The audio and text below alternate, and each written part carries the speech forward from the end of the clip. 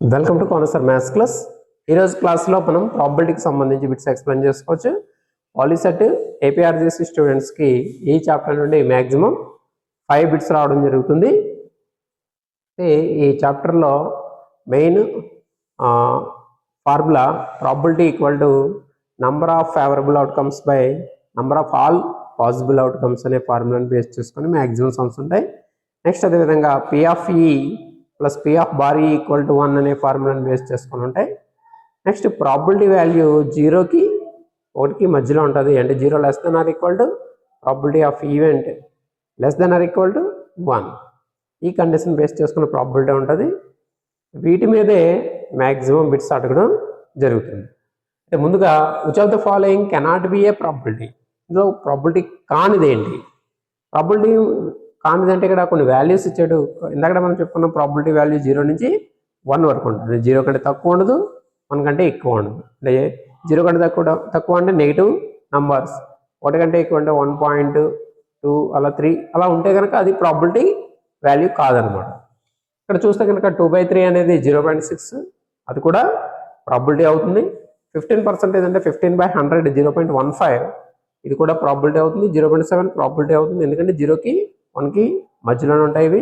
ఇది చూస్తే కనుక నెగిటివ్ నెంబరు, కాబట్టి మనకి ఇదే 4th option is the right answer. Right answer means ఇదే ప్రాబిలిటీ అవడానికి ఛాన్స్ లేదనమాట.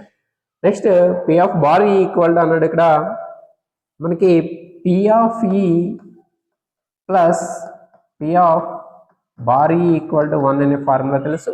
ఈ ఫార్ములాని బేస్ చేసుకొని పి ఆఫ్ బార్ ఈ అంటే పి ఆఫ్ ఈని ట్రాన్స్ఫర్ చేస్తే పి ఆఫ్ బార్ ఈ equal to 1 minus P of ఈ, అంటే ఫస్ట్ ఆప్షన్ మనకి రైట్ ఆన్సర్ అవుతుంది.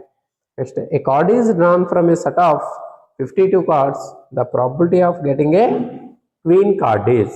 మనకి కార్డ్స్ మీద పూర్తిగా అవగాహన ఉండాలి. ఖచ్చితంగా కార్డ్స్ మీద మనకి ఒక సమ్ అనేది ఇవ్వడం జరుగుతుంది. దీంట్లో 52 కార్డ్స్లో మనకి బ్లాక్ కార్డ్స్ 26 ఉంటాయి, అదేవిధంగా రెడ్ కార్డ్స్ 26 ఉంటాయి. అయితే ఇందులో మనకి ఫేస్ కార్డ్స్ 12 ఉంటాయి. ఈ ఫేస్ కార్డ్స్లో జోకర్, క్వీన్, కింగ్ ఇవి ఒక్కొక్క సెట్లో 3 ఉంటాయి. అంటే హార్ట్స్, డైమండ్స్, అలాగే క్లబ్స్, ఇలా మనకి 4 సెట్స్ ఉంటాయి. ఈ 4 సెట్స్లో ఒక్కొక్క సెట్లో మనకి 3 కార్డ్స్ ఫేస్ కార్డ్స్ ఉంటాయి. అంటే ఇక్కడ 4 సెట్స్లో మనకి 4 సెట్స్ అబ్జర్వ్ చేస్తే ఫస్ట్ ఏ ఉంటుందంటే ఏస్, తర్వాత 2, 3, 4, 5, 6, 7, 8, 9, 10, J, Q, K. ఇలా మనకి 4 సెట్స్ ఉంటాయి. 1, 2, 3, 4 సెట్స్ ఉంటాయి. 4 సెట్స్ కూడా సేమ్ ఇలాగనే ఇక్కడ సింబల్ బేస్ చేసుకొని అది ఏంటనేది మనం చెప్తాం, హార్ట్ డైమండ్ ఏంటనేది. ఇప్పుడు క్వీన్లు అలా మనకి ఒక్కొక్క సెట్లో ఒక్కొక్క క్వీన్ చెప్పిన 4 సెట్స్లో 4 క్వీన్స్ ఉంటాయి. కాబట్టి ఇక్కడ మనకి 52 కార్డ్స్లోంచి ఒక కార్డు తీస్తే అది క్వీన్ అవ్వడానికి ప్రాబిలిటీ అడుగుతున్నాడు. టోటల్ కార్డ్స్లో మనకి ఎన్ని క్వీన్స్ ఉన్నాయో అది ఫేవరబుల్ అవుట్కమ్స్ అవుతుంది. అంటే 4 cards by total outcomes, number of all outcomes అంటే 52 కార్డ్స్. 4/52 అనేది ఆన్సర్. దీన్ని మనం సింప్లిఫికేషన్ చేసుకుంటే 4 1 జా 4 13 జా అంటే 1/13. 1/13 అంటే ఆప్షన్ 3 అనేది రైట్ ఆన్సర్ అవుతుంది. ఈ విధంగా కార్డ్స్ మీద మీకు నంబర్ ఆఫ్ సమ్స్ అడగడానికి ఛాన్స్ ఉంది. అంటే నంబర్ ఆఫ్ మోడల్స్లో ఉంటాయి, ఏదో ఒక సమ్ అడగడానికి chance. Next 4th one, Ram and Shyam are friends. Probability that both will have same birthdays. Ram అలాగే శ్యామ్ ఇద్దరికి ఒకే రోజు బర్త్డే రావడానికి ఛాన్స్ ఏముంది? ఇది నార్మల్ ఇయర్ అనుకుంటే కనుక మనకి నార్మల్ ఇయర్కి 365 డేస్ ఉంటాయి. అందులో వాళ్ళిద్దరికీ బర్త్డే సేమ్ డే రావడానికంటే ఒకే రోజే ఉంటుంది. చాయిస్ సేమ్ డే అన్నాడు కాబట్టి సింపుల్గా మనం దీని ఆన్సర్ చెప్పియచ్చు.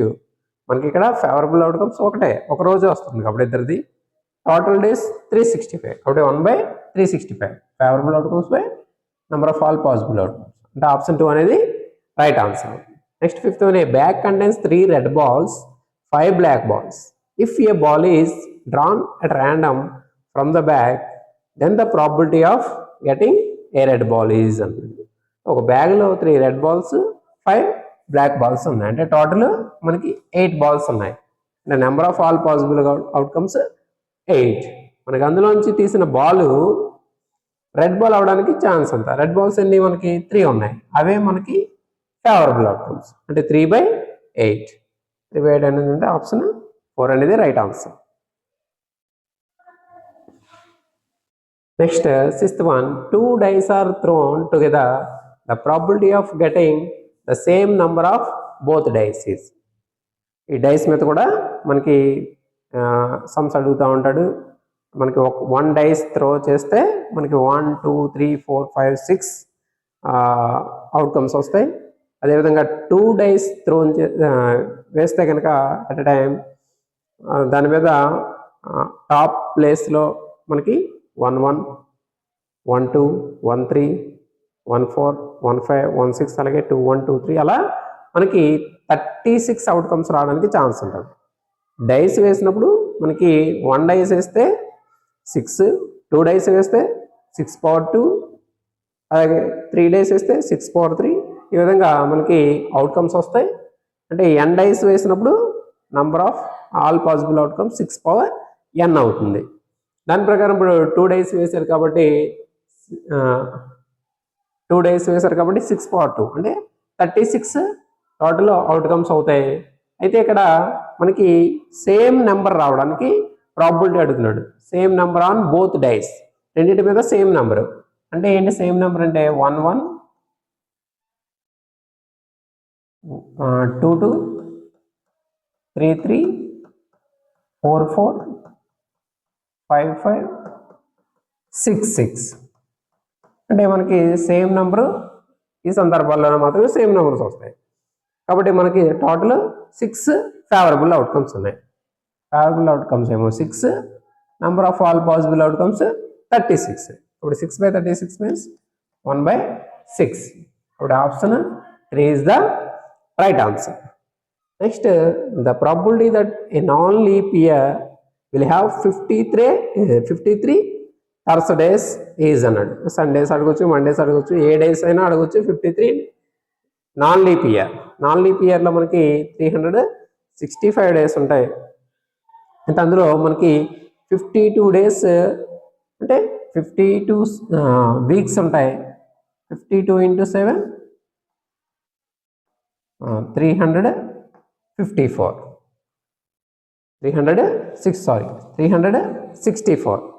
ఈ 365 డేస్లో 364 డేస్ ఒక్కొక్క డే 7 టైమ్స్ వస్తూ ఉంటుంది. అయితే కనుక 52 టైమ్స్ ఒక్కొక్క డే 52 టైమ్స్ వస్తుంది. మరి ఇంకొక డే మిగిలిపోతుంది. 365లో ఇంకొక డే మిగిలిపోతుంది. ఆ ఒక డే థర్స్డే అవడానికి ఛాన్స్ ఎంత లేదా ప్రాబిలిటీ ఎంత అని అడుగుతున్నాడు అనమాట. అంటే మనకి ఇక్కడ ఆ ఒకరోజు సండే అవ్వచ్చు, మండే అవ్వచ్చు, ట్యూస్డే అవ్వచ్చు, వెన్స్డే అవ్వచ్చు, థర్స్డే అవ్వచ్చు, ఫ్రైడే అవ్వచ్చు, సాటర్డే అవ్వచ్చు. అంటే 7 డేస్లో ఏ డే అయినా అవ్వచ్చు. అంటే ఇక్కడ number of all possible outcome 7. మనకి ఏ డే కావాలి? థర్స్డే. థర్స్డే ఎన్ని ఉంటాయి? అందులో ఒకటే ఉంటుంది. కాబట్టి 1/7 అనేది మనకి ఆన్సర్ అవుతుంది. కాబట్టి ఆప్షన్ 2 అనేది right answer. Next 8th one, if 3 coins are tossed, then the total number of outcomes are అన్నాడు. 3 coinsని చూడండి, ఇక్కడ డైస్ని మనం number of all possible outcomes 6/n అనుకున్నాం అవుతుంది. అదేవిధంగా కాయిన్స్ అయితే కనుక 2/n ఫార్ములా నంబర్. అంటే మనం ఒక కాయిన్ వేసినప్పుడు అవుట్కమ్స్ టోటల్ అవుట్కమ్స్ 2/1 అంటే 2 అవుతాయి. 2 కాయిన్స్ని ఎట్ ఎ టైం వేసినప్పుడు టోటల్ అవుట్కమ్స్ 2/2 అంటే 4 అవుట్కమ్స్ వస్తాయి. 3 కాయిన్స్ వేసినప్పుడు 2/3 అంటే 8 అవుట్కమ్స్ వస్తాయి. ఇది మనకి ఫార్ములా. కాబట్టి టోటల్ అవుట్కమ్స్ మనకి 8 అవుతుంది. అదే డైస్ అయితే 6/n. ఇది ఫార్ములా. 1 డైస్ అయితే 6 పవర్ 1, 2 డైస్ వేస్తే 6 పవర్ 2, 3 డైస్ వేస్తే 6 పవర్ 3.